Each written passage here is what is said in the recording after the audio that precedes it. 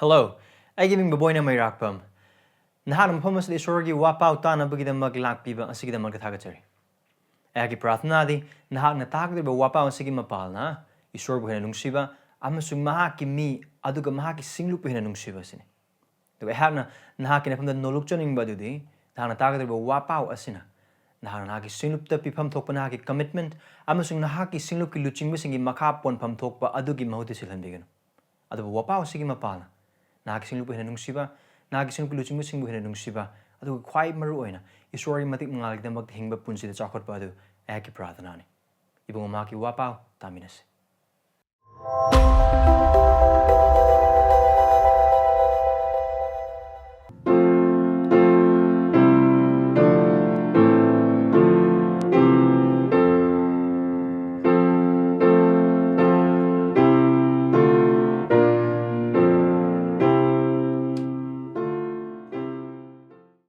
Ayak luna na isa-isagi Bible Singh adu ahan ba Johan pandub ani patatare tagi na taraga mathoy phau bada hangdok pi 1 John chapter 2 verses 7 to 11 mayam isa-isagi Bible yang bi hang na mayam gi mo chinu na pazarake sila na usa ai na khoi ano ya thanga ma pi banate or ibanate Adu ahobadagi na khoi na phangkraba ariba yathang adu aina ibani ariba yathang adu di na khoi na ahobadagi tarba wa adu ni amungan aina na khoi da anoba yathang ama iri masi mangonda amasung na khoi da achumani maramdi amamba adu hokre amasung hauzik achumba mangal adu ngalare kanaguma man manganda lay hairaga mahaki machin manabu yeng thirabadi hausig phauba mahak amamba dalayri mahaki machin manabu nungsiba mahak aduna mangonda or manganda lengdana lay aduga mangonda khudi thiringai maram amat leite aduba mahaki machin manabu yeng thiba adu mahak adu amambada layri amasung amambada chatli aduga mahakna kadai da chatli bano khangde maramdi amambana mahaki mamit tanghalle masi sorgi wahay ni prathna tho si sorgi mating ni si ekogi pam so ekogi sor nahaki wahay gi mapal na ikhoy da ngasig ni misa da wangang bihu Aku nak kiwa hai dah lakceri. Perlu mafaham lagi aku kuding mak aku ki thamoi ki oiba phibam sing loi ni mak tongale. Harau na lakpa sing suyawe. Jamam na baglo na lakpa sing suyawe. Awa polum puro ka lakpa sing suyawe. Charang na ba sing suyawe. Aduga tongan ba maong da pumbang na ba aduga to khaifam to pham khang da ba maong da nahak pu khrum ba lakpa mi sing Prabhu ninga sang nasig makhan da loi ni mak yawe. Prabhu ko thamoi ni leiba phibam khudimok sing hangna khangbi adu na nagi prathana di nagi thawai sing bagi thabak subi bagi mapana nahaki wahai gi mapana thamoi khudimok sing asida nahaki wahai na wa ngangbi thawai sing nahagi thabak thogat pi ai ko gi thaja phathaba sing mateng pangbi ai ko gi nungan na bawa thamoi sing da wa ngangbi ai ko gi ngakkan ba jaga sing da wa ngangbi ai ko de krista utpi adu ga nahaki wahai gi mapana ai ko bi semdok pi ai ko bi semgat pi ai bu hongdok pi aduga nahaki nachanupagi saktam dai khoi semgat pi Prabhu nahaki wahay ase tab matamda manung madi mapalom dagi ai khoi wakhal dagi amasung mapanlom dagi lakaduba tharak thayai hangaduba amasung chamam na hangaduba jaga amasung hiram amasung potlam khuding mak dagi bungun hangna kanbi aduba ai khoi wakhal apumba thamoi apumba thawai apumba ai khoi mitpham khudimak nakong khudimak nahaki wahai asida yengzabaglana nahaki wahai ase tajaba dai khoi mateng pangbi nangondagi mateng nizare Yesu Khristagi nizare ban amen ai khoi singlup ki oina ahan ba Johan gi chithi asida mathang naina bagi ai khoi naina dum lagli nong majin khudingi ngasi ni dai khoi na ni ka do ba se khoi mamang gi nongmai sing na loi khiba jaga adu dagi makha tarak pa jaga ne ai khoi hojik pa khriba mafam adu ni ahan ba johan pandup ani pada tare tagina taraga mathoi hari ba sing ngasi ni dai khoi na yeng mina ka do ba ishwar gi wahai gi mafam adu ni ta ba sila na sing mafam asida laikhraba thajaba khuding mak da ayhak na mayek hanjan seng ba pam ba chum ba desin Pap chen ba mana or ishwar khang da ba mana or papi amana Christian orak pa kanbi ba phanglak pa ishwar gi macha orak pa hai ba se thauzal khakta gi mapalna Jesu Christ khakta da thajaba khakta gi mapalna oiba amane afaba thabaki mapalna phangba oiba amanate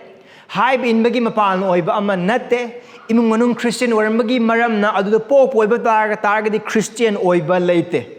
asi yamna mayek sengse aran khubama se ishwar gi thauzalna thajabagi mapalna phangba ishwar gi khudol ne hari base anu walem na pa boy batargadi marona phol gi ti sine yeng boy batargadi phol efisa pandu ani pada nipan da kare hai marni thauzalna na khoi thajabagi mapalna kanbire asi na khoi da gi natte adubu kari ishwar gi kari khudol ne kanamatna chauthokta na ba kai da gi natte thabak ta gi natte hai base yamna mayek sengba mathau tai ai khoi bu ishwarna kanbiriba aran khubam piriba nauna pokliba Christian oiriba se ai khoi gi tauba afaba thabak ai khoi gi haiba inba dharma gi oiba thabak khara fasting khara tauba church khara kaba prathana khara tauba bible khara paba khudingmak sing aduna maram oiraga Christian oirakpa natte ishwarna kanbiba sunnate asi mayek sengse maramdi Johana ma ki ahan bachithi ase the first John da maroina mahakna tambirakadriba khudingmak sing ase thajaba sing dane atopolon da haibo ba targadi Jesu Christ bu thauzalna thajabagi mapalna thajaduna ishorgi aran komgi khudol phangduna kanbiba phanglaba Christian sing adu pirak pachithi amane aduna haiba chithi ase da thajaba khudingmang na tawgodo ba thabak hingado ba mahing adugi matang da koi urakani amaron da haibo ba targadi nahan goi lakta ba ichila naw sing sena bhap tana bugi damak Johana ahan bachithi ibagi maramdi Jesu Christ da thajaraba khudingmak sing adu tasengna ki thajarabra thajadabra or asengbagi Christian oirabra amasung oidribra haina haiba du mayek sengna chang yengduna khangna bugi damak te iba chithi ne aduna maram oraga changyeng mayam yawe yes adugi changyeng sing adugi mapalna thajaba sing adu makhoi Christ lay habdu hen mayek sengna khangani adugi mayek sengna khangba duna makhoi harawe hengani adu achumani joy filled and fueled by assurance aibidi thajaba sing asida ai tasengna Jesu Christ da thajaraba kanbiba phanglaba aran kubam phanglaba thajabani haina haiba adu sakhi oina khangbagi mapalna harawna thanba Christian ohena bagi damaktani aduna haibadu orakna bagi damakta Johana tongan ba maong the examination sing exam changyeng yengna ba jaga sing mahakna pi aduga haiba khoi mathang dum nainarpa matam da mamangi bi section adu khoi yengkhibidu karino asengba Christian oiba targadi magi punsidagi kari uba phangani ishorgi haiba inba kari gidamak to Christian amani ishorgi haiba ingadori se o marandi mahak ishorbu nungsiba na maram oraga maramdi Christian ama haiba se ishorgi nungsiba phangleba mioi amani aduga haiba ishorgi nungsiba adu nungsiba phangleba Christian aduna nungsiba da pakhumpi aduga haiba nungsiba da ishorgi haiba ile aduni hana ki boy ning sing se akhoi aran khom kor karmaina phangbano thauzalna thajabagi mapalna aran khom phangbane adubu thauzalna thajabagi mapalna aran khom phanglaba thajaba sing pa kokpiraba Christian sing aduga nauna poklaba Christian sing adu aphaba thabak tawgani ishorgi haiba ingani church kagani singlup nungsigani ishorgi aning sing adu thiduna punsi hingani khudi thiba matam legetra hoi legani adubu haugatkani ishorgi thaujalda aduga amuk hana tawgani karigi maramdi mi duna ishorbu nungsi Thazaba ni aduna ishor bu nungsi. Aduna Christian gi dharmas or Christian gi lining ase rule amag matung the rule thabaki ana kan mis na thabaki dharma nate thazabagi or Christianity. Christian namna tawba thabak khuding magsing ase isorna mangon utpiraba nungsiba adugi paukhumne. Whatever work, whatever good things a Christian does is but a response to whatever God has done to him. Adu yamna make things. Paukhumne. Adu asengma thazaba amda kari uba phangani. Verse 3 dagina 6 phawda khone yengkhibdo karino Ishor bu nungsibagi mapalna magi haiba inba. Adu namoron da haiba targadi Johan ihana piba test adu changyeng adu. Thazaraba amana mahaki punsi adu karamba lichatta hingbagi haina haiba adu ki maike that was a moral test. Lichat thazat ki oiba. So dana haiba ingani. Adu ngasi rumita marone verse 7 dagina 11 phawba sida. Pandu taret pandu anigi pada taretagina taraga mathoi phawba sida. Atopa changyeng amane this is a new test. Anoba changyeng atopa changyeng karamba changyeng sumaina haina a social test. Karamaina Ishorga mahak laineriba mari adu nataba adu mahaka Christian haiba sing aduga atei thazaba singa leiba mari adu mamni sungau ka gumse aikoina thazaba amoina Jesus Christ bu kanbi mapum sung prabhu na thazarak pa matamda aikoi isor do aikoi ipa khatang oiba natte adubu hairiba isor du bu ipa oiba atei thazaba singi marakte aikoi bu isor na thambi bane amon daiba oiba targadi aikoi gi mari ase isorga amasung mahaki mi singa adu marine sumana haiba mi sing nakoi tarambasu yare singlup singda maramdi singlup ayamba asigum mi sing laitaba nate aduga Christianity gi Christian ayamba gi samasya amasung problems asin oh Jesus Christ ai gi thamoi de latchari ai gi thamoi de Jesus na lei ai ma bu yamna nungsi jai aduna aina ma bu nungsi jai basi matang da wahang hanga kanu asidi aiga isor gi marakta lainaba marini noina khangbi ge su mathau ta de noina changyeng bagi su ke su mathau ta de noina wahang hanga bagi su karimta mathau ta de ta karba adu main haiba mi sing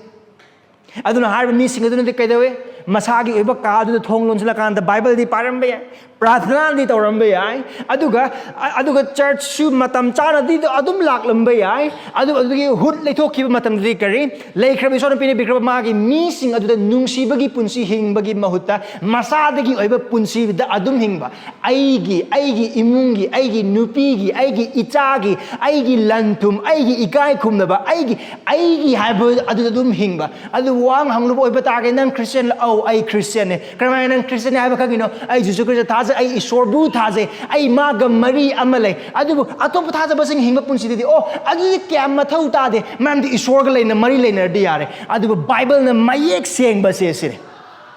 isorna nangam sung aibu kanbiba matamda mahakalona ne hingmina ba khatang kanbiba natte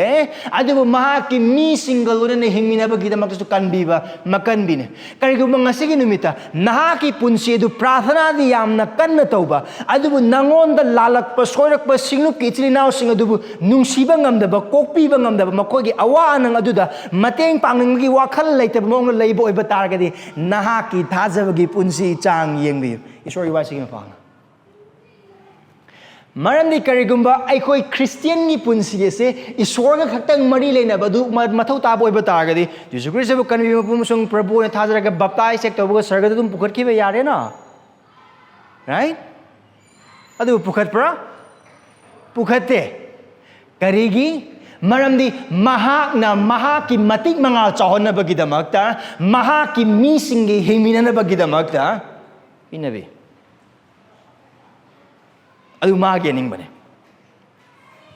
Christianity is not only about our vertical relationship with God, but also our horizontal relationship with His people.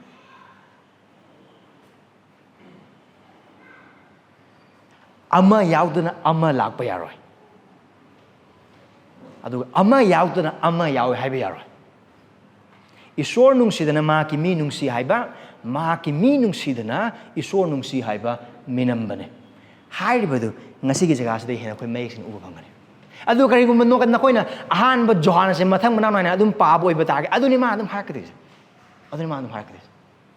aduna ngasigi mafam asida ekona khangbe about your world adu kan here's a main thing main idea now punga mung sandro ko wa paw ne asida isna ko loina ma kaw ki ba ya adu asimadi kaw do phai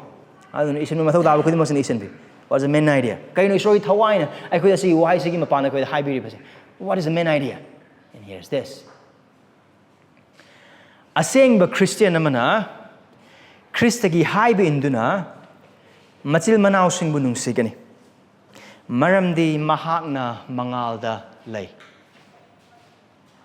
Asengba Christian kamay khang ngamgani machil manaosingbu nungsibagi mapana karigino man nungsigado ito sure Khristagi haiba lema adu karigi mangalda lay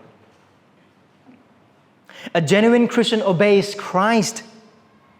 by loving his brethren because he is in the light.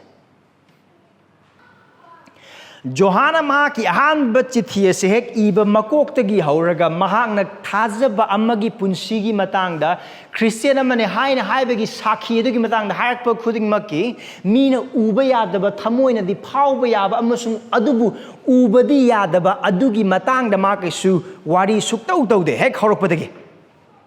asina koina dum park boy badagida dum uramgani haidokpadi yaba adubu ubadi yadaba lay haina haibadi yaba adubu khangbadi yadaba adubu thazai haina di haiba adubu sakhi di pibe yadaba adu Christianity natte that is not Christianity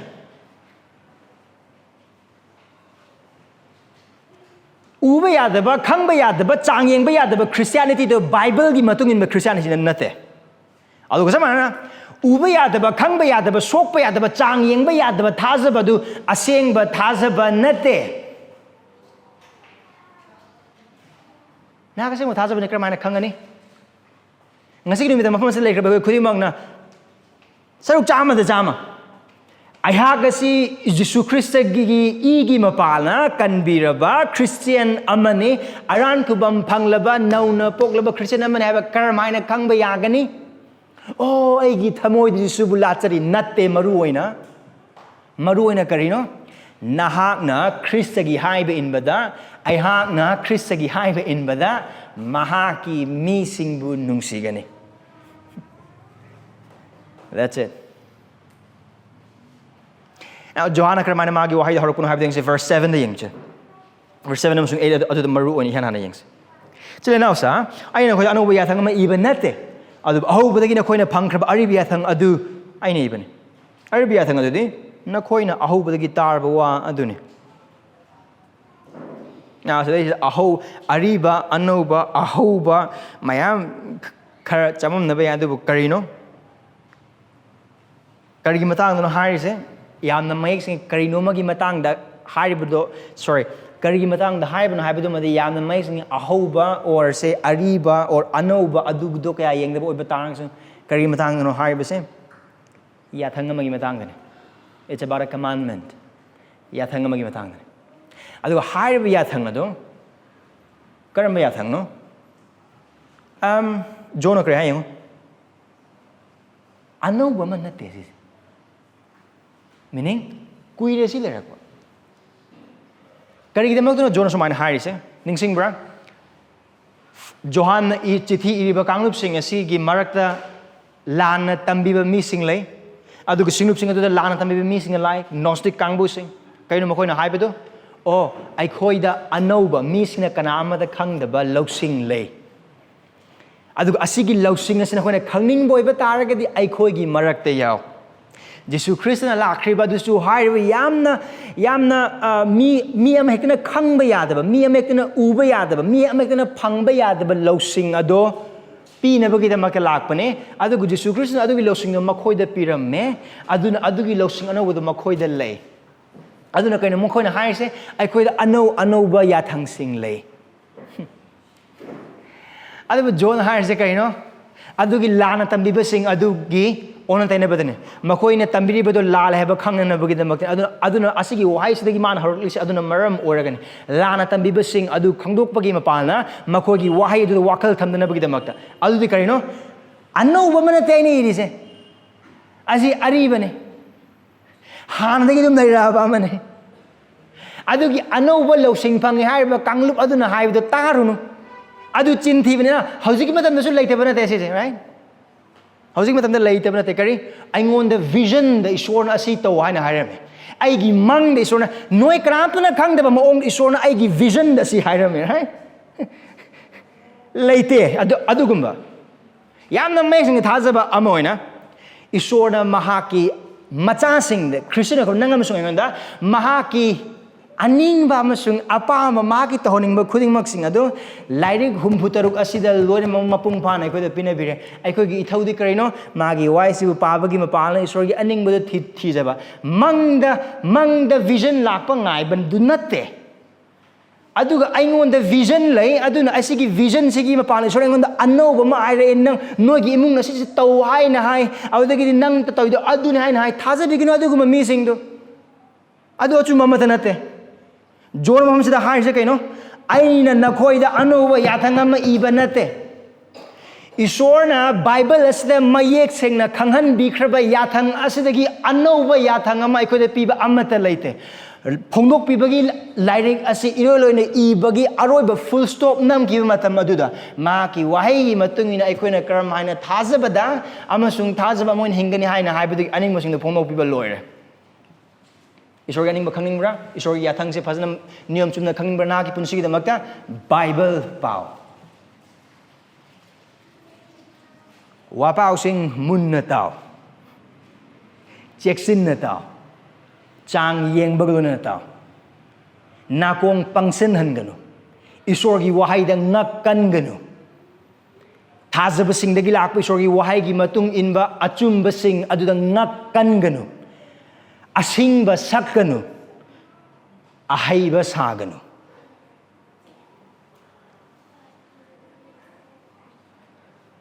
ꯑꯅꯧꯕ ꯌꯥꯊꯪ ꯑꯃ ꯅꯠꯇꯦ ꯑꯔꯤꯕ ꯌꯥꯊꯪ ꯑꯍꯧꯕꯗꯒꯤ ꯅꯈꯣꯏꯅ ꯐꯪꯈ꯭ꯔꯕ ꯑꯔꯤꯕ ꯌꯥꯊꯪ ꯑꯗꯨ ꯑꯩꯅ ꯏꯕꯅꯤ ꯃꯤꯅꯤꯡ ꯑꯁꯤꯒꯤ ꯌꯥꯊꯪꯁꯦ ꯀꯅꯥꯗ ꯂꯩ ꯖꯣꯟꯗ ꯈꯛꯇꯪ ꯂꯩꯇꯦ ꯑꯗꯨꯕꯨ ꯊꯥꯖꯕ ꯈꯨꯗꯤꯡꯃꯛꯁꯤꯡꯗ ꯃꯍꯥꯛꯅ ꯆꯤꯊꯤ ꯏꯔꯤꯕ ꯊꯥꯖꯕ ꯈꯨꯗꯤꯡꯃꯛꯁꯤꯡ ꯑꯗꯨꯗ ꯀꯔꯝꯕ ꯃꯥꯏꯀꯩꯗꯅꯣ ꯑꯗꯨ ꯑꯣꯏꯕ ꯇꯥꯔꯒꯗꯤ ꯑꯁꯤꯒꯤ ꯌꯥꯊꯪꯁꯦ ꯀꯔꯝꯕ ꯃꯥꯏꯀꯩꯗ ꯀꯔꯤꯒꯤ ꯃꯇꯥꯡꯗꯅꯣ ꯑꯁꯤꯒꯤ ꯌꯥꯊꯪꯁꯦ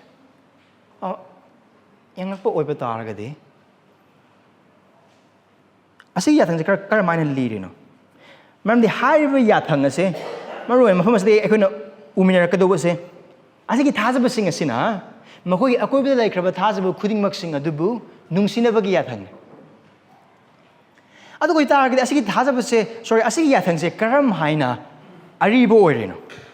ꯏꯍꯥꯟ ꯍꯥꯟꯕꯗ ꯑꯁꯤꯒꯤ ꯌꯥꯊꯪ ꯑꯁꯦ ꯑꯔꯤꯕ ꯋꯥꯠꯂꯛꯅꯕ ꯃꯇꯝꯗꯒꯤ ꯍꯧꯅ ꯏꯁꯣꯔꯅ ꯃꯍꯥꯛꯀꯤ ꯃꯤꯁꯤꯡꯗ ꯄꯤꯔꯛꯂꯕ ꯌꯥꯊꯪ ꯑꯃꯅꯤ ꯑꯩꯈꯣꯏꯅ ꯂꯤꯆꯠꯂꯣꯟ ꯄꯟꯗꯨꯞ 19 ꯑꯃꯁꯨꯡ 34 ꯄꯥꯕ ꯑꯣꯏꯕ ꯇꯥꯔꯒꯗꯤ ꯌꯨꯝꯂꯣꯟꯅꯕꯁꯤꯡ ꯑꯗꯨꯕꯨ ꯅꯨꯡꯁꯤꯅꯅꯕꯒꯤꯗꯃꯛꯇ ꯑꯗꯨꯒ ꯃꯈꯣꯏꯒꯤ ꯃꯔꯛꯇ ꯂꯩꯕ ꯂꯝꯅꯥꯟꯕꯁꯤꯡ ꯑꯗꯨꯕꯨ ꯅꯨꯡꯁꯤꯅꯕꯒꯤꯗꯃꯛꯇ ꯏꯁꯣꯔꯒꯤ ꯌꯥꯊꯪ ꯏꯖ꯭ꯔꯦꯜꯒꯤ ꯃꯆꯥꯁꯤꯡꯗ ꯄꯤ ꯑꯗꯨꯒ ꯏꯁꯣꯔꯅ ꯀꯔꯤ ꯍꯥꯏ ꯂꯝꯅꯥꯟꯕꯁꯤꯡ ꯑꯗꯨꯕꯨ ꯐꯖꯅ ꯇꯔꯥꯝꯅ ꯇꯧꯅꯕ ꯑꯃꯁꯨꯡ ꯅꯨꯡꯁꯤꯅꯕꯒꯤꯗꯃꯛꯇ ꯀꯔꯤ ꯍꯥꯏ ꯍꯥꯏꯔꯤꯕ ꯅꯈꯣꯏꯒꯤ ꯃꯔꯛꯇ ꯂꯩꯕ ꯃꯤꯇꯣꯞꯁꯤꯡ ꯑꯗꯨꯕꯨ ꯅꯨꯡꯁꯤꯌꯨ ꯃꯔꯝꯗꯤ ꯅꯈꯣꯏ ꯃꯇꯝ ꯑꯃꯗ ꯏꯖꯤꯞꯇ ꯃꯤꯇꯣꯞ ꯑꯣꯏꯔꯝꯃꯤ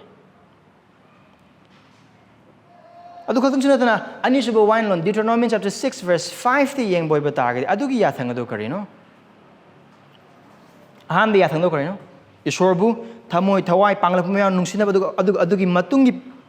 ꯌꯥꯊꯪꯗꯣ ꯀꯔꯤꯅꯣ ꯑꯩꯈꯣꯏ ꯀꯩꯔꯣꯜ ꯂꯩꯀꯥꯏꯕꯨ ꯃꯁꯥ ꯃꯀꯨꯝꯅ ꯅꯨꯡꯁꯤꯅꯕ ꯔꯥꯏꯠ ꯏꯁꯣꯔꯅ ꯏꯖ꯭ꯔꯦꯜ ꯃꯆꯥꯁꯤꯡꯗ ꯑꯔꯤꯕ ꯋꯥꯠꯂꯛꯅꯕꯒꯤ ꯃꯇꯝꯗ ꯃꯍꯥꯛꯀꯤ ꯃꯤ ꯑꯣꯏꯈ꯭ꯔꯕꯁꯤꯡꯗ ꯄꯤꯈ꯭ꯔꯕ ꯌꯥꯊꯪ ꯑꯃꯅ ꯁꯤ ꯌꯥꯊꯪꯁꯤꯅ ꯑꯗꯨꯒꯤ ꯃꯥꯏꯀꯩꯗꯨꯗ ꯌꯦꯡꯉꯛꯄ ꯃꯇꯝꯗ ꯑꯁꯤ ꯑꯔꯤꯕ ꯌꯥꯊꯪ ꯑꯅꯧꯕ ꯑꯃ ꯅꯠꯇꯦ ꯑꯗꯨꯒ ꯀꯔꯝꯍꯥꯏꯅ ꯑꯁꯤꯁꯦ ꯑꯔꯤꯕ ꯌꯥꯊꯪ ꯑꯃꯁꯨ ꯑꯣꯏꯔꯤꯕꯅꯣ ꯃꯤꯅꯤꯡ ꯑꯁꯤꯒꯤ ꯊꯥꯖꯕꯁꯤꯡ ꯑꯁꯤꯗ ꯑꯅꯧꯕ ꯌꯥꯊꯪ ꯑꯃ ꯀꯔꯝꯍꯥꯏꯅ ꯑꯣꯏꯗ꯭ꯔꯤꯕꯅꯣ ꯃꯔꯝꯗꯤ ꯍꯥꯏꯔꯤꯕ ꯌꯥꯊꯪ ꯑꯁꯤ ꯃꯈꯣꯏꯅ ꯑꯍꯧꯕꯗꯒꯤ ꯐꯪꯂꯛꯈ꯭ꯔꯕ ꯌꯥꯊꯪ ꯑꯃꯅꯤ ꯀꯔꯤꯅꯣ ꯑꯍꯧꯕ ꯍꯥꯏꯅ ꯍꯥꯏꯔꯤꯁꯦ ꯃꯈꯣꯏꯅ ꯖꯤꯁꯨ ꯈ꯭ꯔꯤꯁꯇꯒꯤ ꯑꯐꯕ ꯋꯥ ꯄꯥꯎ ꯇꯥꯔꯒ ꯈ꯭ꯔꯤꯁꯇꯤꯌꯟ ꯑꯣꯏꯕ ꯃꯇꯝꯗꯣ ꯑꯗꯨꯗꯒꯤ ꯃꯈꯣꯏꯅ ꯐꯪꯂꯛꯈ꯭ꯔꯕ ꯌꯥꯊꯪꯅꯤ ꯈꯪꯈ꯭ꯔꯕ ꯌꯥꯊꯪꯅꯤ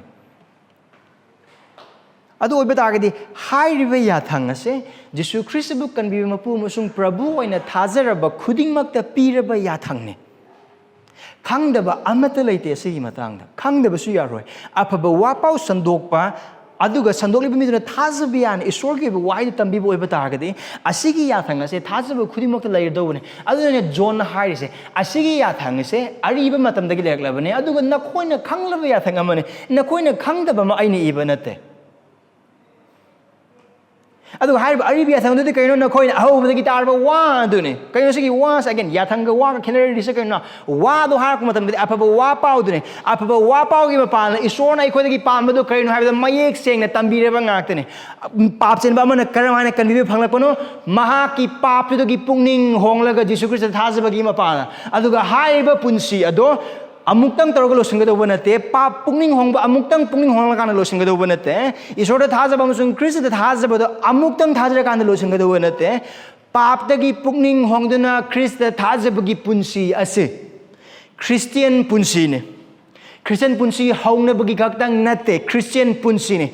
faith and repentance repentance from sin and faith in Christ is but a Christian life as a Christian gi punsi ne adu oiba targadi ai ba pa wa pa se gi ma pa nga ai khoi uli se kari no ai khoi Christ bu thaza matam da pap ta gi lo ne ma kok pi re ai khoi aran khobam pi bi re ai khoi lo mana da punsi pi bi re adu mo pu ai khoi gi nung da pap ki mu di le meaning ai khoi pap ta re पाप तो Christian मत रहते समस्या से पाप तौबा नत्रगना तौदबदो मरु ओने नते और से अकोन पाप ताबे मोंग पाप तौदबदो अदुदो समस्या नते ngapi पाप तौबदो समस्या नते समस्या से थाजबा हौरगहन खरबा पाप तकी पुंग होंगबा अमसुंग थाजबा अदुदा मखा तान हिंगबा पुंसी दुगी मतंगदा अदर मखा ताना येंग देबदा करिनो verse 7 से द हाइस असigi yathang se lana tamiba singdul tambiba gi matung inba anoba yathang man nate adu basigi yathang se ari bi yathang thada basingna khangdriba man nate adu bu khanglaba man maramdi makhoi de wapa se either John or Paul maramdi Asia Minor gi jaga leba singlup sing Ephesus ki jaga leba singlup sing asida Paul gi thogol le ade atoba toba thogoloi sing aduna makhoi apabu wapa utaba matamda member amorabana maram singu amada yarabana maram moraga makhoi tambi tapi be khuding mong singu da yaraba mi singu aduna khangi makhoi asigi yathang se khangi aduna John haisin hey asigi yathang se noina khangriba manate noina khangabane aribane anobonate yathang no ma kaino phasna hairakani maroina verse 9 dagi adu verse 7 8 phawba sida maroina yathang adugi matangna maroina mak tungaga leini adu verse 8 yorok matamda magna kari hai amungan aina na khoida anoba yathang meri again asida matha sabiganu asida mana anoba haina haise karamaina asigi aribadagi lereklaba yathang se karamaina anoba oiragino karamaina anoba oiragino Jesus Christ gi mapal Maramdi Jesus Christ na haiba yathang se magloroga Johan pandup taragom de pada kuntraga marida kari hai anoba yathang ama aina na khoida piri na khoi amaga nungsina again John chapter 15 verse 12 Johan pandup taraga manga pada taraga ni thoi aina na khoi nungsiba dugumna nakoina amaga nungsinagadabani haibasi aigi yathangne asigi maikaida asigi yathangse anoba yathangne asigi maikaida thazaba sing asida piba Krista isor masama pamasang isor oiba aduga wael yathang aduga yathang asibu same ki isor masama tuna taibang pambada laklaga mahaki ningthole bakta leiraba mahaki mi sing aduda piba yathangne anoba oina adugi market da now I hang how high crab adu itari asigi yathang se karina Kristana nungsirabagumna aikhoi amammu nungsirabagumna aikhoina chilanao sing adubu nungsiba meaning asigi thajabe sing asina ꯃꯈꯣꯏꯒꯤ ꯑꯀꯣꯏꯕꯗ ꯏꯁꯣꯔꯅ ꯊꯝꯕꯤꯈ꯭ꯔꯕ ꯊꯥꯖꯕ ꯈꯨꯗꯤꯡꯃꯛꯁꯤꯡ ꯑꯗꯨꯕꯨ ꯈ꯭ꯔꯤꯁꯇꯅ ꯃꯈꯣꯏꯗ ꯅꯨꯡꯁꯤꯕꯤꯔꯕ ꯑꯗꯨꯒꯨꯝꯅ ꯅꯨꯡꯁꯤꯕ. Now, yathang haiba wahai aduda wakal tawbi. Thada bisil nausing. John harising. Nakoi nachila naubu nungsiba adu yathang ne. Ning thaudagi lakpa yathang ne. Yathang oi ta agadi kaino sida John harising. Pautak na tesi. This is not a suggestion. This is not an opinion. Wakalo naman nate. Christian namana atopa Christian namaba nungsiba haiba se Jisu Khristagi amasung isordagi lakpa pautak ama nate wakalon ama nate taurusu yaba ama nate aduga o simadi sigi mizimadi aibu nungsibni aduna ma nungsige sigi mizimadi aingonda phatna tawne aduna khara nungsiba hanthage adumaina tawba yaba nate mamdi kaino se ningthaugi yanthangne aduga ningthau leibang adu lekhra koisina kana mahaki manai karigumba aribagi matam singa ningthau palangi matamda ningthaugi yathang adu inda boiba tage de kedawe chairak phange adugi wakalondo asida adumak Ichile nausing atop ichile nausing nungsiba ase yathangne tauruju yaba aina pamba mi khradana nungsiba aina pandaba mi khradana nungsidaba aina pamba mi khradana wari sanaba aina pandaba mi khradana wari sanadaba ai khara khangnaba mi dana phajana loinaba aina kaya khangnadaba mi dana loinadaba paisa khara paiba imung gi visit chatpadana yawba lairaba imung da visit chatpadana yawdaba aduga michang mikhai nai ba lairik haiba haitaba nupa nupi asina khungang dagine asina sahar dagine asina lairik haibane asina lairik haitabane o sida ege wakhal mane o madi aibu nungsibane o madi aibu nungsidabane adugi aduda chang olaga khal olaga ingadoba hingadoba nate yathangne love one another amaga nungsino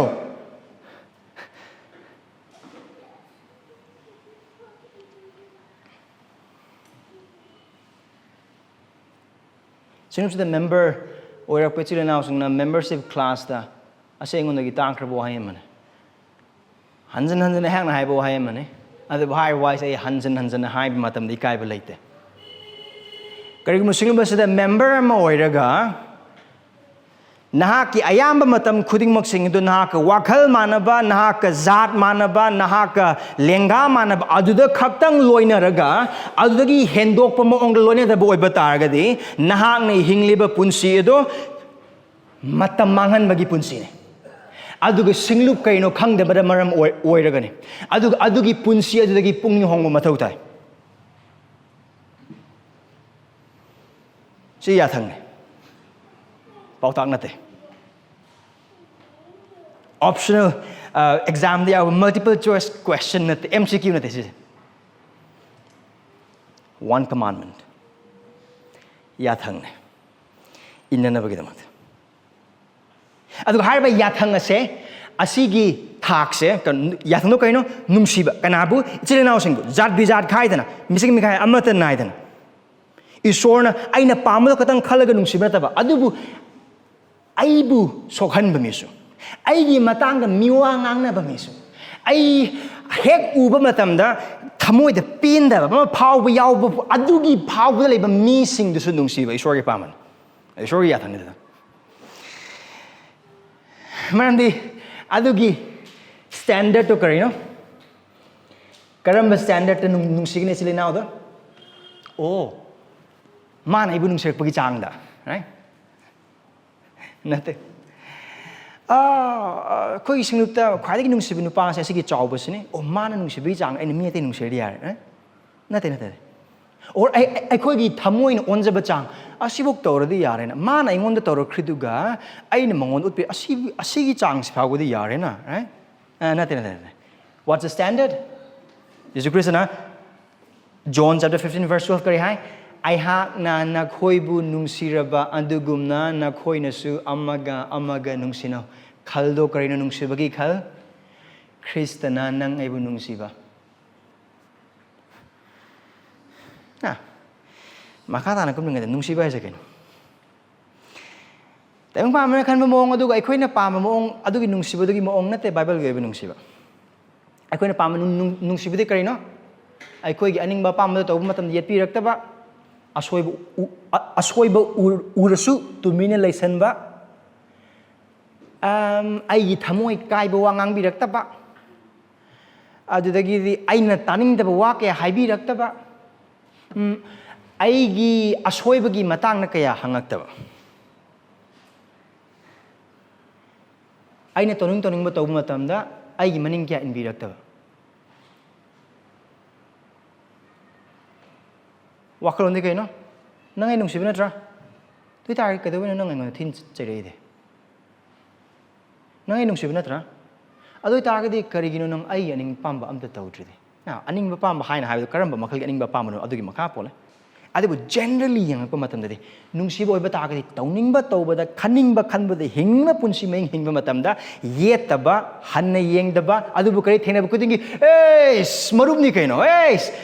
ꯊꯥꯖꯕꯁꯤ ꯂꯤꯅꯥꯅ ꯑꯣ ꯅꯣꯡꯃꯥꯏꯖꯤꯡ ꯑꯜꯂꯥ ꯁꯛꯃꯤꯟꯅꯁꯦ ꯏꯁꯣꯔ ꯊꯥꯒꯠꯃꯤꯟꯅꯁꯦ ꯏꯁꯣꯔ ꯈꯨꯔꯨꯝꯃꯤꯟꯅꯁꯦ ꯀꯩꯅꯣ ꯁꯤꯡꯅꯨꯞꯁꯤꯗ ꯄꯨꯟꯁꯤ ꯀꯩꯅꯣ ꯖꯤꯁꯨ ꯊꯥꯖꯕ ꯅꯠꯇ꯭ꯔꯣ ꯑꯣ ꯌꯥꯔꯦ ꯑꯗꯨ ꯑꯣꯏꯇꯥꯔꯒꯗꯤ ꯂꯣꯏꯅꯔꯁꯦ ꯔꯥꯏ ꯑꯗꯨꯒꯤ ꯃꯑꯣꯡꯒꯤ ꯑꯣꯏꯕ ꯅꯨꯡꯁꯤꯕꯗꯨꯅ ꯑꯩꯈꯣꯏꯅ ꯈꯜꯂꯤꯁꯦ ꯔꯥꯏ ꯅꯠꯇꯦ ꯑꯗꯨ ꯕꯥꯏꯕꯜꯒꯤ ꯃꯇꯨꯡ ꯏꯟꯕ ꯅꯨꯡꯁꯤꯕ ꯅꯠꯇꯦ ꯀꯅꯥꯗꯕꯨ ꯐꯪꯉꯦ ꯁꯤꯒꯤ ꯅꯨꯡꯁꯤꯕꯁꯦ ꯈ꯭ꯔꯤꯁꯇꯅ ꯂꯥꯛꯈꯤꯗꯣ ꯀꯩꯗꯧꯅꯕꯒꯤꯗꯃꯛꯇꯅꯣ ꯄꯥꯞ ꯆꯦꯟꯕꯁꯤꯡꯕꯨ ꯃꯈꯣꯏꯒꯤ ꯄꯥꯞꯇꯒꯤ ꯀꯟꯕꯤꯅꯕ ꯈ꯭ꯔꯤꯁꯇ ꯄꯥꯞ ꯆꯦꯟꯕꯁꯤꯡꯒꯤ ꯃꯔꯨꯞꯅꯤ ꯍꯣꯏ ꯆꯨꯝꯃꯦ ꯃꯥ ꯈꯥꯖꯅꯥ ꯈꯣꯝꯕꯁꯤꯡꯒ ꯆꯥꯛ ꯆꯥꯃꯤꯟꯅꯈꯤ ꯑꯗꯨꯒ ꯃꯍꯥꯛ ꯑꯣꯛꯇꯕꯤ ꯅꯨꯄꯤ ꯌꯥꯎꯅ ꯃꯍꯥꯛ ꯆꯥꯛ ꯆꯥꯃꯤꯟꯅꯈꯤ ꯈꯥꯖꯅꯥ ꯈꯣꯝꯕꯁꯤꯡ ꯑꯃꯁꯨꯡ ꯄꯥꯞ ꯆꯦꯟꯕꯁꯤꯡꯒ ꯃꯍꯥꯛ ꯆꯥꯛ ꯆꯥꯃꯤꯟꯅꯈꯤ ꯃꯈꯣꯏꯒ ꯂꯣꯏꯅꯅ ꯐꯝꯃꯤꯟꯅꯈꯤ ꯇꯦꯕꯜ ꯑꯃꯠꯇꯗ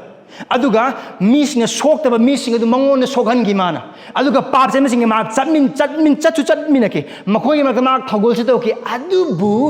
ꯃꯍꯥꯛꯅ ꯂꯥꯛꯈꯤꯕꯗꯨ ꯄꯥꯞ ꯆꯦꯟꯕꯁꯤꯡ ꯑꯗꯨꯕꯨ ꯃꯈꯣꯏꯒꯤ ꯄꯥꯞꯇꯒꯤ ꯀꯟꯕꯤꯔꯒ ꯙꯔꯃ ꯆꯦꯟꯕ ꯄꯨꯟꯁꯤꯗ ꯀꯟꯕꯤꯅꯕꯒꯤꯗꯃꯛꯇꯅꯤ ꯃꯣꯏꯒꯤ ꯄꯥꯞ ꯑꯗꯨꯗ ꯄꯤꯁꯤꯟꯅꯕꯒꯤꯗꯃꯛꯇ ꯅꯠꯇꯦ ꯑꯗꯨꯒ ꯑꯗꯨꯒꯤ ꯋꯥꯈꯜꯂꯣꯟ ꯑꯗꯨ ꯖꯤꯁꯨ ꯈ꯭ꯔꯤꯁꯇꯅ ꯇꯝꯕꯤꯕ ꯈꯛꯇꯪ ꯅꯠꯇꯅ ꯄꯣꯜꯅ ꯚꯥꯞ ꯇꯥꯏ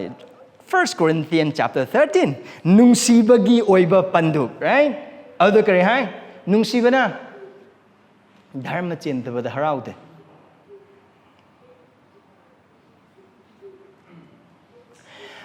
ꯑꯗꯨꯒꯤ ꯄꯗꯗꯨꯗ ꯅꯨꯡꯁꯤꯕꯅ ꯆꯥꯎꯊꯣꯛꯇꯦ ꯀꯜꯂꯛꯇꯦ ꯑꯗꯨ ꯍꯤꯔꯝ ꯈꯨꯗꯤꯡꯃꯛꯁꯤꯡꯗꯨꯗꯤ ꯑꯣ ꯍꯣꯏ amen amen amen amen amen ꯅꯨꯡꯁꯤꯕꯅ ꯙꯔꯃ ꯆꯦꯟꯗꯕꯗ ꯍꯔꯥꯎꯗꯦ ꯑꯗꯨꯒꯤ ꯖꯒꯥꯗꯨꯗꯅꯤ ꯑꯩꯈꯣꯏꯅ ꯌꯥꯝ ꯇꯜꯂꯤꯁꯦ ꯀꯔꯤ ꯑꯁꯤ ꯍꯥꯏꯔꯗꯤ ꯀꯔꯤ ꯍꯥꯏꯔꯒꯅꯤ ꯑꯣ ꯑꯁꯤ ꯍꯥꯏꯔꯗꯤ ꯆꯔꯆ ꯀꯥꯔꯛꯀꯗ꯭ꯔꯥ ꯆꯔꯆ ꯀꯥꯕ ꯂꯦꯞꯈꯤꯗ꯭ꯔꯥ ꯑꯩꯉꯣꯟꯗ ꯀꯔꯤ ꯈꯟꯅꯤ ꯁꯤꯒꯤ ꯃꯔꯤꯁꯦ ꯐꯅ ꯑꯗꯨꯝ ꯊꯝꯃꯒ ꯂꯣꯏꯔꯦ ꯃꯔꯤꯁꯤꯕꯨ ꯐꯔꯗꯤ ꯌꯥꯔꯦ ꯊꯥꯖꯕꯁꯤ ꯂꯅꯥꯎꯁꯤꯡ ꯑꯗꯨꯒꯤ ꯃꯑꯣꯡꯗꯨꯗꯤ ꯑꯁꯤꯗ ꯕꯥꯏꯕꯜꯒꯤ ꯑꯣꯏꯕ ꯅꯨꯡꯁꯤꯕꯅ ꯐꯣꯜꯅ ꯀꯔꯤ ꯍꯥꯏ ꯕꯥꯏꯕꯜꯒꯤ ꯑꯣꯏꯕ ꯅꯨꯡꯁꯤꯕꯅ Ephesians chapter 4 ꯕꯥꯏꯕꯜꯒꯤ ꯑꯣꯏꯕ ꯅꯨꯡꯁꯤꯕꯅ ꯑꯆꯨꯝꯕ ꯉꯥꯡꯒꯅꯤ ꯅꯨꯡꯁꯤꯕꯗ ꯁꯦꯝꯗꯣꯛꯀꯅꯤ ꯆꯩꯒꯅꯤ ꯄꯥꯞꯇꯒꯤ ꯀꯟꯒꯅꯤ ꯄꯥꯞ ꯇꯧꯗꯅꯕ ꯊꯤꯡꯒꯅꯤ ꯏꯁꯣꯔꯒꯤ ꯃꯇꯤꯛ ꯃꯉꯥꯜ ꯑꯣꯏꯗꯕ ꯍꯤꯔꯝ ꯈꯨꯗꯤꯡꯃꯛꯁꯤꯡ ꯑꯗꯨ ꯍꯤꯡꯕ ꯃꯇꯝꯗꯁꯨ ꯀꯟꯈꯠꯀꯅꯤ ꯑꯗꯨꯒ ꯁꯤꯒꯤ ꯕꯥꯏꯕꯜꯒꯤ ꯃꯇꯨꯡ ꯏꯟꯕ ꯅꯨꯡꯁꯤꯕꯁꯤꯅ ꯑꯩꯍꯥꯛꯄꯨ ꯋꯥꯈꯜ ꯋꯥꯍꯜꯂꯤꯕ ꯃꯤ ꯑꯗꯨ ꯐꯥꯎꯕ ꯅꯨꯡꯁꯤꯒꯅꯤ ꯑꯩꯉꯣꯟꯗ ꯇꯤꯡꯈꯪꯒꯤ ꯃꯑꯣꯡꯗ ꯄꯨꯟꯁꯤ ꯍꯤꯡꯂꯤꯕ ꯃꯤ ꯑꯗꯨ ꯐꯥꯎꯕ ꯅꯨꯡꯁꯤꯒꯅꯤ ꯃꯔꯝꯗꯤ ꯈ꯭ꯔꯤꯁꯇꯅ ꯀ꯭ꯔꯣꯁ ꯃꯊꯛꯇ ꯁꯤꯈꯤꯕ ꯑꯗꯨ ꯃꯄꯨꯡ ꯐꯥꯕ ꯄꯥꯞ ꯑꯃꯠꯇ ꯇꯧꯔꯔꯣꯏꯗꯧꯕ ꯃꯍꯥꯛꯄꯨ ꯊꯥꯖꯔꯕ ꯃꯇꯨꯡꯗ ꯑꯃꯨꯛ ꯍꯟꯅ ꯂꯣꯏꯅꯃꯛ ꯆꯨꯝꯅ ꯍꯤꯡꯒꯗꯧꯕ ꯃꯤꯁꯤꯡꯒꯤꯗꯃꯛꯇ ꯅꯠꯇꯦ ꯃꯍꯥꯛꯅ ꯁꯤꯈꯤꯕꯗꯨ ꯅꯪ ꯑꯃꯁꯨꯡ ꯑꯩꯒꯤꯗꯃꯛꯇꯅꯦ ꯈ꯭ꯔꯤꯁꯇꯅ ꯁꯤꯈꯤꯕꯗꯨ ꯑꯩꯈꯣꯏ ꯃꯥꯒꯤ ꯌꯦꯛꯅꯕꯁꯤꯡ ꯑꯣꯏꯔꯝꯃꯤ ꯑꯩꯈꯣꯏ ꯃꯥꯒꯤ ꯃꯥꯌꯣꯛꯇ ꯂꯩꯔꯝꯃꯤ ꯑꯩꯈꯣꯏ ꯃꯥꯒꯤ ꯍꯥꯏꯕꯁꯤꯡ ꯏꯟꯗꯕ ꯃꯤꯁꯤꯡꯅꯤ ꯏꯁꯣꯔꯒꯤ ꯌꯥꯊꯪ ꯏꯟꯗꯕ ꯃꯤꯁꯤꯡꯅꯤ ꯑꯩꯈꯣꯏꯒꯤ ꯄꯥꯞ ꯃꯍꯥꯛꯅ ꯈꯪꯉꯦ ꯑꯩꯈꯣꯏꯒꯤ ꯑꯁꯣꯟꯕ ꯃꯍꯥꯛꯅ ꯈꯪꯉꯦ ꯑꯩꯈꯣꯏꯅ ꯐꯪꯕꯗ ꯃꯇꯤꯛ ꯆꯥꯕꯗꯣ ꯀꯔꯤꯅꯣ ꯍꯥꯏꯕ ꯃꯍꯥꯛ ꯈꯪꯉꯦ ꯑꯗꯨꯃꯛꯄꯨ ꯃꯍꯥꯛꯅ ꯁꯤꯕꯤꯈꯤ ꯑꯁꯤꯅ ꯂꯣꯏꯗꯦ ꯃꯍꯥꯛꯅ ꯑꯩꯈꯣꯏꯕు ꯀꯟꯕꯤꯔꯕ ꯃꯇꯨꯡꯗꯁꯨ ꯑꯩꯈꯣই ꯈꯨꯗꯤ ꯊꯤꯒꯅꯤ ꯑꯩꯈoi ꯄꯥꯞ ꯇꯧꯒꯅꯤ ꯃꯥꯒꯤ ꯃꯇꯤꯛ ꯃꯉꯥꯜ ꯑꯣꯏꯗꯕ ꯃꯑꯣꯡꯗ ꯑꯩꯈoi ꯄꯨꯟꯁꯤ ꯍꯤꯡꯒꯅꯤ ꯍꯥꯏꯕ ꯃꯍꯥꯛ ꯈꯪꯉꯦ ꯑꯩꯈꯣꯏꯅ ꯊꯥꯖꯔꯕ ꯃꯇꯨꯡꯗ ꯍꯤꯡꯒꯗꯕ ꯈ꯭ꯋꯥꯏꯗꯒꯤ ꯃꯣꯠꯄ ꯈ꯭ꯋꯥꯏꯗꯒꯤ ꯁꯦꯡꯗꯕ ꯈ꯭ꯋꯥꯏꯗꯒꯤ ꯆꯨꯝꯗꯕ ꯃꯍꯥꯛꯀꯤ ꯊꯃꯣꯏ ꯈ꯭ꯋꯥꯏꯗꯒꯤ ꯋꯥꯍꯟꯒꯗꯧꯕ ꯖꯒꯥ ꯈꯨꯗꯤꯡꯃꯛꯁꯤꯡ ꯑꯗꯨ ꯈ꯭ꯔꯤꯁꯇꯅ ꯂꯣꯏꯅꯃꯛ ꯈꯪꯉꯦ ꯑꯗꯨꯃꯛ ꯐꯥꯎꯕꯗ ꯃꯍꯥꯛꯅ ꯅꯪ ꯑꯃꯁꯨꯡ ꯑꯩꯒꯤꯗꯃꯛꯇ ꯀ꯭ꯔꯣꯁ ꯃꯊꯛ ꯆꯍꯤ 2,000ꯒꯤ ꯃꯃꯥꯡꯗ ꯃꯄꯥꯒꯤ ꯑꯁꯥꯎꯕ ꯈꯨꯗꯤꯡꯃꯛ ꯊꯥꯛꯑꯒ ꯄꯥꯞ ꯑꯗꯨꯗꯤ ꯀꯣꯛꯄꯤꯅꯕꯒꯤꯗꯃꯛꯇ ꯃꯍꯥꯛ ꯁꯤꯕꯤꯈꯤꯕꯅꯤ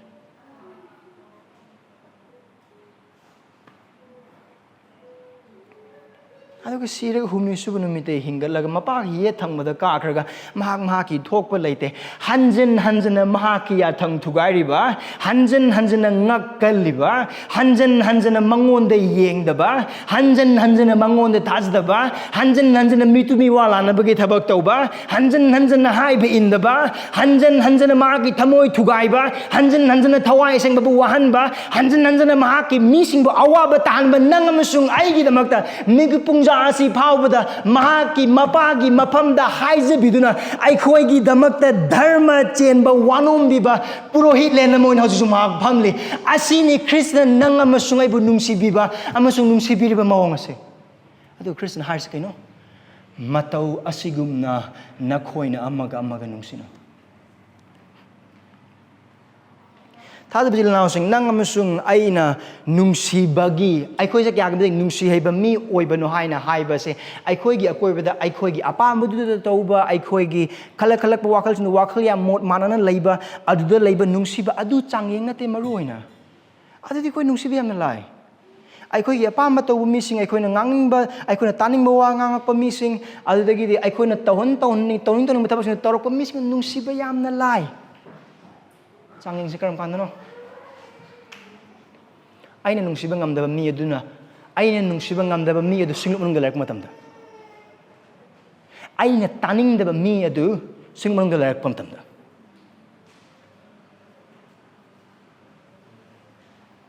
ꯑꯩꯅ ꯌꯦꯡꯅꯤꯡꯗꯕ ꯃꯤ ꯑꯗꯨ ꯑꯩꯉꯣꯟꯗ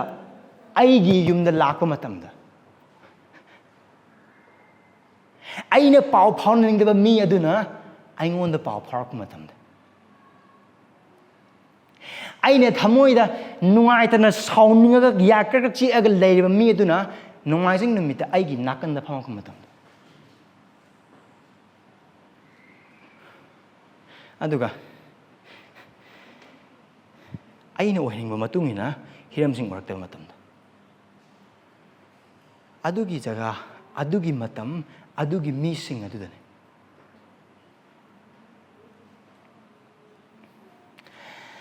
ꯅꯨꯄꯥ ꯑꯃꯈꯛꯅ ꯋꯥꯄꯥꯎ ꯁꯟꯗꯣꯛꯄ ꯅꯨꯄꯥ ꯑꯃꯗ ꯀꯣꯟꯐꯔꯦꯟꯁꯀꯤ ꯋꯥꯄꯥꯎ ꯁꯟꯗꯣꯛꯄ ꯅꯨꯄꯥ ꯑꯃꯗ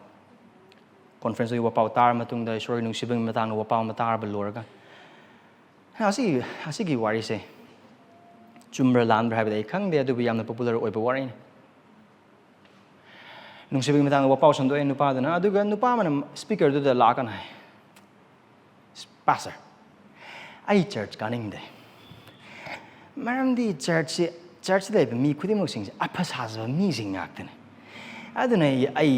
ꯑꯗꯨꯒꯨꯝꯕ ꯑꯐ ꯁꯥꯖꯕ ꯃꯤꯁꯤꯡꯗꯨꯒ ꯂꯣꯏꯅꯅ ꯐꯝꯃꯤꯟꯅꯔꯀꯥꯟꯗ ꯏꯁꯣꯔ ꯈꯨꯔꯨꯝꯕ ꯑꯩꯒꯤ ꯊꯃꯣꯏꯅ ꯑꯩ ꯄꯥꯝꯗꯦ ꯑꯗꯨꯅ ꯑꯩ ꯆꯔꯆꯁꯦ ꯀꯥꯗꯦ I have lost my faith in church because it's filled with hypocrites ꯑꯗꯨꯗꯒꯤ ꯄꯥꯁꯇꯔꯗꯨꯅ ꯀꯥꯗꯕꯗꯣ ꯌꯥꯝꯅ ꯐꯩ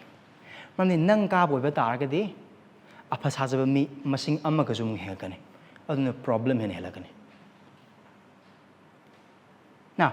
ꯋꯥꯈꯜꯂꯣꯟꯗꯤ ꯆꯔꯆ ꯀꯥꯒꯅꯨ ꯍꯥꯏꯕ ꯅꯠꯇꯦ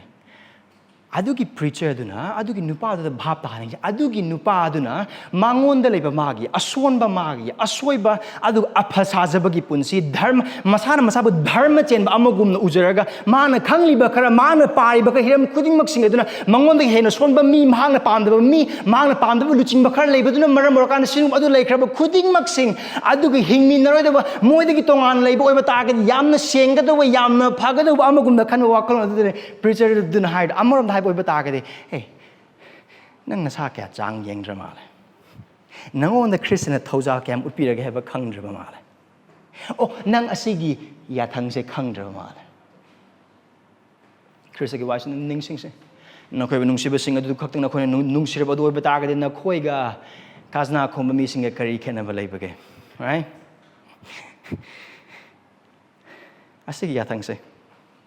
ꯕꯥꯏꯕꯜꯒꯤ ꯃꯇꯨꯡ ꯏꯟꯅ ꯅꯨꯡꯁꯤꯕꯁꯦ ꯂꯥꯏꯗꯦ ꯑꯁꯤꯒꯤ ꯌꯥꯊꯪꯁꯦ ꯑꯩꯒꯤꯗꯃꯛꯇꯁꯨ ꯂꯥꯏꯗꯦ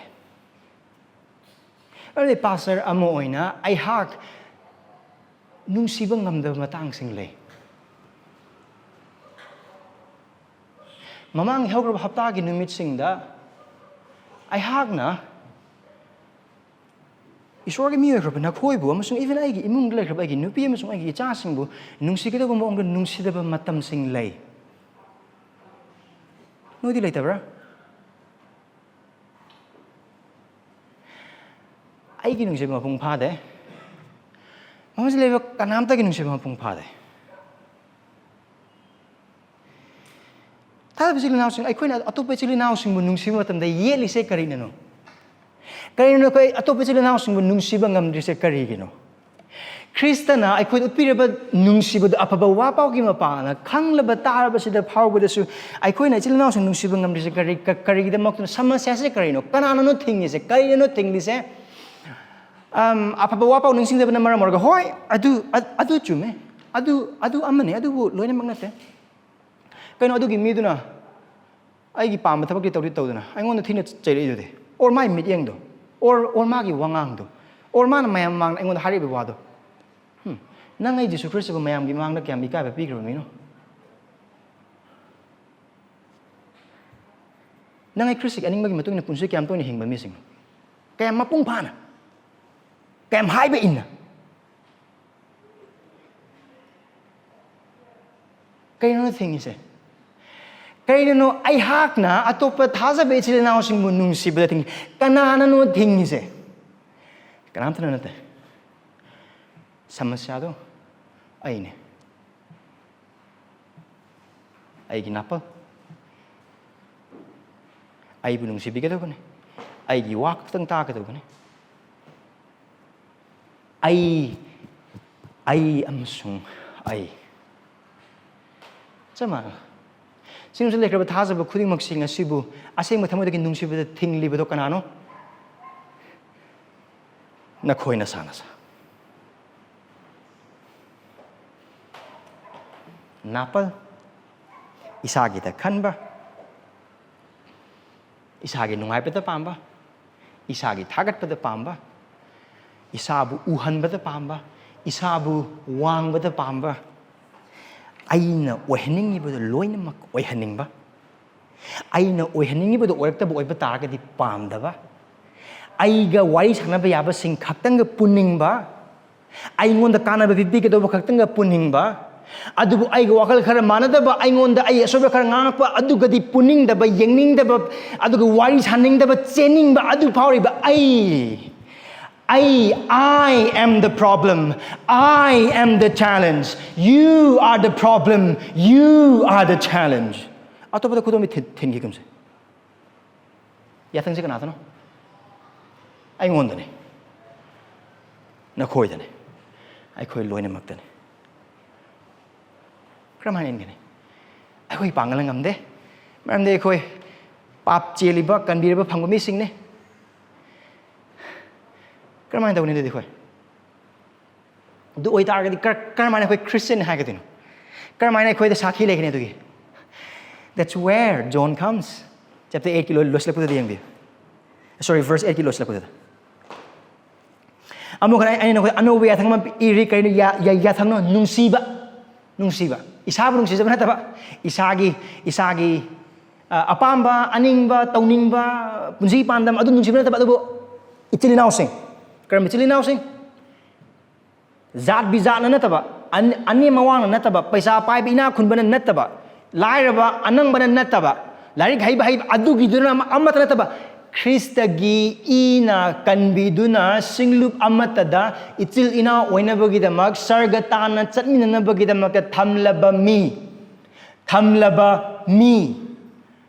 mahakna adum haina thamlaba mi. Again,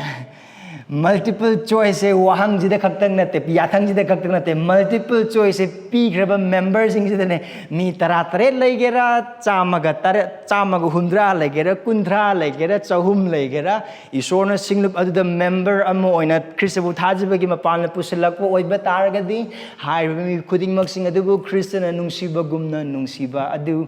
isorgi Khristagi yathangne karamain tang didi sagoy ꯑꯩꯈꯣꯏ ꯄꯥꯡꯒꯜ ꯉꯝꯃꯣꯏ of course ꯑꯩꯈꯣꯏ ꯉꯝꯃꯣꯏ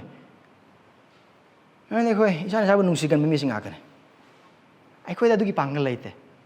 ꯑꯗꯨꯕꯨ ꯖꯣꯟ ꯃꯐꯝ ꯑꯁꯤꯗ ꯍꯥꯏꯔꯤꯕꯁꯦ ꯑꯩꯈꯣꯏꯒꯤ ꯄꯥꯡꯒꯜꯅꯤ Yang zeta. Verse 8 lo sila. Masi mangonda amasung nakhoy chumne karino chumni se asigi yathang se kari yathang nungsibagi yathang o adu oiba taagdi karamaina chumini se kana kana chumme Krista da aduga thajaba sing yana ma Krista du deng se karamaina asi se Krista chumino maramdi Krista na mahaki mising sibulung si karamba mising pap chenba sing magi yathang thugai sing isorgi asaw phangba mising Isorya sawa phangba matik charba mising pap amasung ayol aranda siraba Satan taibang pala amasung hakchang yaning ba pamba yon thoglaba Satan gi minai pap gi bondi orba mising aduda Kristana nungsiba utpi mapung phaba nungsiba adu utpi karam haina mahang chaili singangi mamangda mi oina laklaga magi sargi singasam du thadoglaga mi oina sai olaga magi mising hingmangam da dharma chinbagi punsi du hinge mapai sorbu nungsi adu mana hingi matam da mahakna manak lakpo khuding mungsing aduda hingbagi wahai sandoe apaba wa pau sandoe khong tekbe sing phahale oktaba singa laimine khazna khomba singa laimine makhoi bu mahagi sebo oine ba kaubi aduga iroloina mahaki mi singi da makta sikhi cross mathakta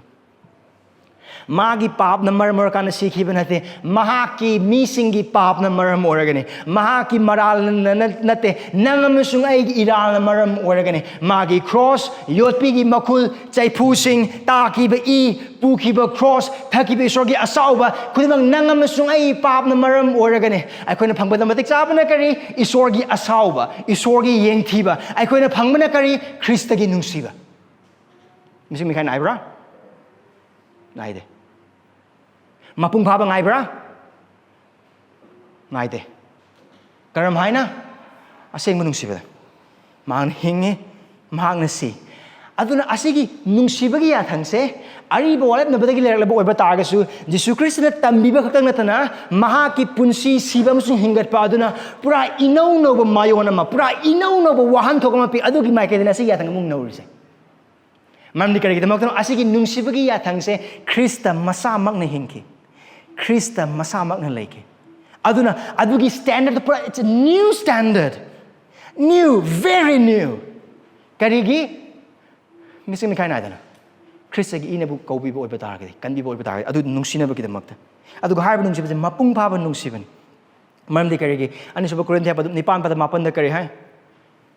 thawai da laraba khoina inakun bo oina bidamakta inakun mahag aduna nang sungai bidamak laraba ore aduga manungsi So this love, asigi nungsiba se, hing bada othokta ba nungsiba manate hing kre kanana Kristana. Again, Krista da chumme, aduga John harise keno. Nakoi da chumme. Keno se John harise. Asigi thaja ba singse, makoi da Krista na nungsiba ko nungsiba se makoi punsi da uba phange. Mapung pha na nate, soi banai. Mapung pha ba nungsiba di oide. Adu uba phangi maramdi karigi damak to no asigi thajaba sing Krista layaba thajaba sing by their union with Christ Krista ga amma to oraba na maram oraga Krista gi thawai na makhogi nungda layaba na maram oraga aduna asida ai khoi gi yes asigi yathang je ningthi jabra hoi ningthi je adu basigi yathang je hingba lubra hoi lui adu ba koi hingoi do punsi mara natte adu gi excuse laite karigi matam du layamba thajaba sing hingba koi uba phange mapung pha nara natte adu bi hingdi hingbra hoi hinge adu John oi thadab sing oi adu har pasi gospel community church like Khristagi now sing nakoi gi punsi da su nakoi pastor mo hang na oi nakoi kharamadi oi marup sing nakoi marup na hospital da pukhat pa mathau ta ba matam nakoi tawgudo laiba thabak sing adu loina mak thado ma kanda nakoi marup sing nakoi marup adu hospital da pukhat pa mi sing akoi marak ta yawe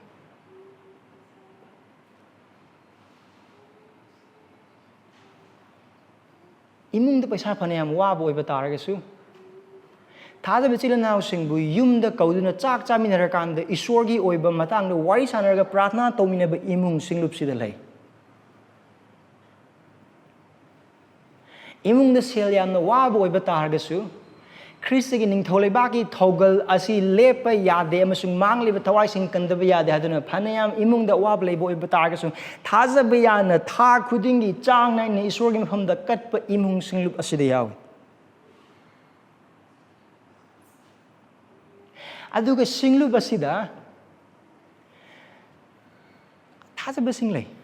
karam thaza basing ahing nong yai da oigera nungdhin pobop ta oigera kol taraga mateng ni ba matam da term liba thabak khudimok sing da thado ga mateng pang na ba gida mak lak ka do ba amsung lak pa mi sing yawe Asingba nungsibagi thawong sing se uba matam na ko gi pastor mo na hagi sure bo adu ki matik thakle na ko gi punsi gi damakta uber hak na khai do hoi khoi mapung pha da badi asigi nungsiba sigi gi mapan hing matam da adu bu ai khoi gi singum se sure gi thawjang hiram amma na traga amma asigi nungsiba se hingle ba siglu amma ne paisa phaniam wa boi ba da ato ba thaja be chili na amma no ato ma pham amma awa ma thau ta mi oi ba ta ra ga di lairi ba wali ba khar du gi lo thok la ga mateng pang ma mi sing singlu asida yawe Taza bezila na sing nakoida ay hak na Khristagi nungsiba ui. Ito kita magtihag sorbo thagale. Nakogi punsi aduna ay hak pu hamna thaukarle. Adubu asi ay bu thaukar pa musung thaukat ba adugi wari natte maru oina. Adu iswari mate mga chaw ba sige matang dane. Asi gi nungsiba gi punsi si hingba matang dane. Aduna oi thokte haina khan ganu hingba oi thokte haina khan ganu hingba oi tho e maram de khoi Christ da lei. Aduga Christian nangon da lebana maram orakana karam makalan hang mibu nungsiba karam singnupsida karam mibu hang nungsiba da wana thoklibano chatminaba matanda wana thoklibano wari chana matanda wana thoklibano karam miga nahak unaning da bano karam miga nahak wari chana ning da bano ai khangde adubu nahak ta sengne Christian oiba taragadi Khristagi nungsiba nangon da lebana maram oraga nahak na hojik nungsiba ngamdriba adu ngamhanbiba Krista nangon da lei nahak na adu lanthengnarabadi soidana Krista na nahak punung siba gumna na kina sila naos ngumsung silu ba siba nung siba soida na ngam gani mangjil thana chen bi yodu na pungning han thabi ganu hoi mang hiao krap ta ku ti mak singa du na koi nung sida ba du na maram mora kana thamoi wahal lamba di ai hoi chumna mak wa ga da bani ai khoi na nung sida ba khuding mak isor ki yathang thugai bani aduga adu pap ne aduga Christian am oi ba ta ga di pap to ba khuding gi thamoi kaipham tho e thabak to khudum na subam tho e aduga adu kakta na tana Christ ta chen tham tho you see sida John hai se kaino na khoi do nakhoi na tagu de se kaino adugi nung siba de hena chawkhat pa ai khoi na tagu de se kaino gospel community church amo oina chawkhat pa oithokadra of course oithokani verse 8 kilos lakpo de yengse maramdi amamba adu hau khre adu ga hojik amam achuma mangal adu ngalre kari gidamak no Christian mo nangam sungen thaja bechile naw singa sibu Christian ai khoi bu nungsibe asigum nungsiba ngam godorise maramdi amamba adu hau khre adu ga achumba mangal adu ngalre kaino sida John na hairise ningsingbra Paul gi wai ani suba Korinthia bandu manga kanagumana Christ da lairabadi mahakti karino anuba kari khutsemne kari lanthokre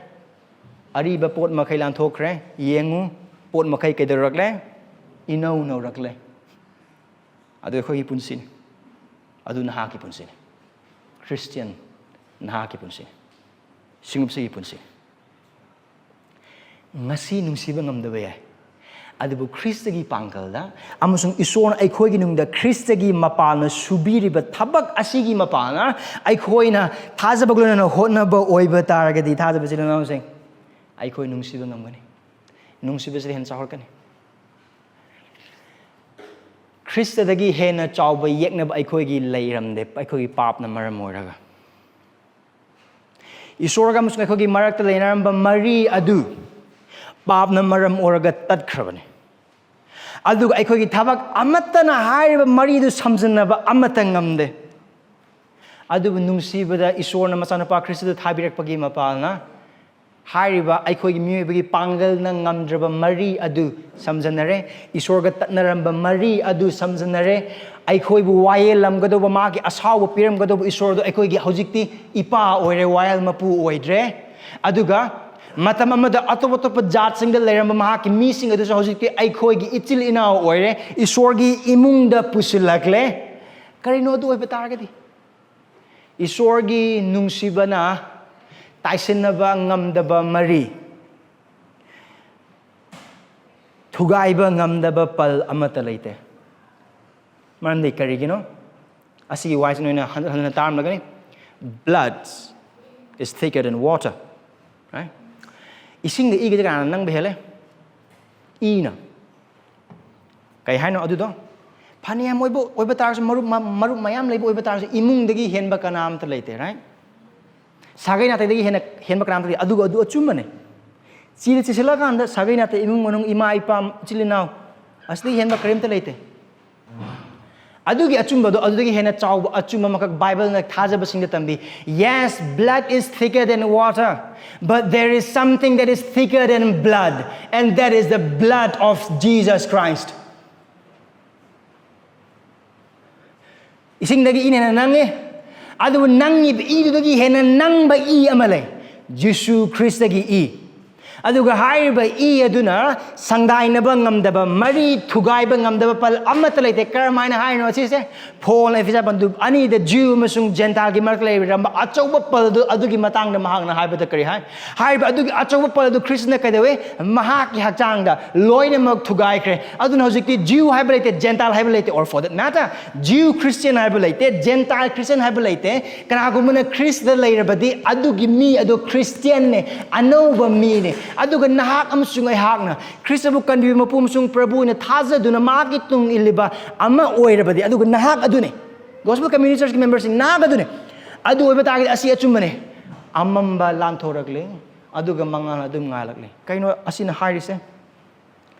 ngasi su hojigi mingi pungja asu aikhoi da leiba pap amsung asonba khuding maksing asi leina leiraba su isorna Khristagi mapalna ma ki thawai asengmana aikhoi bu sengdokpibagi thabag adu mak tawri hojik su ngasi maksu wapa ose taringei desu aduga hairiba du magi sengdokpibagi mapalna Krista da haiba inbagi mapalna aikhoi na honarabade aduga aikhoi na kanti thong na honarabadi kaidona ba isil na sang nungsina ba ai khoi na nungsigani mapung phadabadi yai adubu ngamgani adubu mapung phadre haiduna wakhal nungang bagi mathau ta de maramdi mahamsda haiba waise amam bhau kremsung hojik achumadu mangaladu ngal haiba wan thokse kaino mangaladu ngale pungan ngangada matam lakani meaning ai khoi khudi thiba matam lei mapung phadaba jaga lei matam lei adubu mapung pungpha phagadu numit ama lagli ai khoi gi nungsiba mapung phadaba ya adubu mapung phaba numit ama lagli aduga haiba numit adu Krishna anirakshna lakpa numit adune or ai khoi na taibang pan basi thadokpo numit adune Krista ga laimina nabgi da makta chatpa numit adune adugi numit adu dadi pungpha phagani nungsida ba haiba ma amata leiroi asengba nungsiba mapung phaba nungsiba Krista magna pamba yathangsigi matung ba nungsiba da ai khoi nungsiba ngamgani adugi numit adu yaudriba phawbadi harba sinang amusung ai gi thagotpa wahayoise ai khoi gi nungde sorna thabak subiri na ki nungde sorna thabak subiri na hang nungsida ba sing nungsiba ngamgani maram asina mangjil thana panjal phamlom da chenbe thajaba te single lonana maramdi thadab sing na sing nang sung Kristagi karam makhalgi oiba nungsiba phanglabage ka thokpa nungsiba masabu pithokpiba nungsiba kokpiba nungsiba khang haiba nungsiba aduga